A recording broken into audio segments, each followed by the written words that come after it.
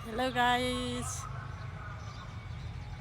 अब अहिलेको दिउँसोको कति बज्यो? 2 बज्यो होइन। घरमा बसेर मोबाइल हेर्दा हेर्दा भए मोबाइलमा जति हेऱ्यो यही चुनावको नतिजाहरू आउँछ। मलाई त वाक्क लागेर यहाँ बाहिर आएर पो हेर्दैछु हौ म त। अनि मलाई एउटा कुरा भन्न मन लाग्यो क्या। के कुरा भने नि, तपाईँहरूको कसलाई चाहिँ कुनै मन परेको नेताहरूले हारे, त्यो चाहिँ मलाई मेरो मनमा लागेको कुरा नि।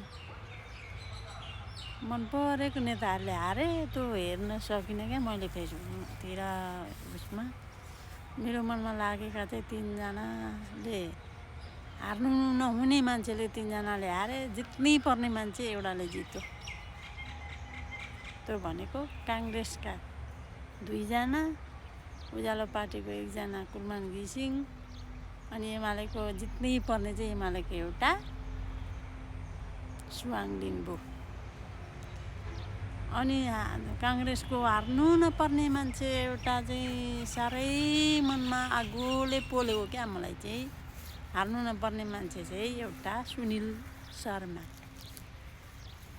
हार्नुभयो। त्यस पछाडि बुढौलीमा चन्द्र भण्डारी मलाई चाहिँ मन राम्रो लागेको। अरू पनि छन् होला, तर अरू म त्यति जान्दिनँ। मैले पनि यस्तै सामाजिक सञ्जाल हेरेर जानेको कुरा। तपाईँहरूलाई चाहिँ कस्तो लाग्यो? मलाई त यो 2 जना कुलमान घिसिङले पनि हार्नु नहुने, अनि सुनिल शर्माले 1 नम्बरमा सुनिल शर्माले हार्नु नहुने, अनि बुढा अलि पाकोमा चाहिँ चन्द्र भण्डारीले हार्नु नहुने, अनि जित्नै पर्ने मान्छे चाहिँ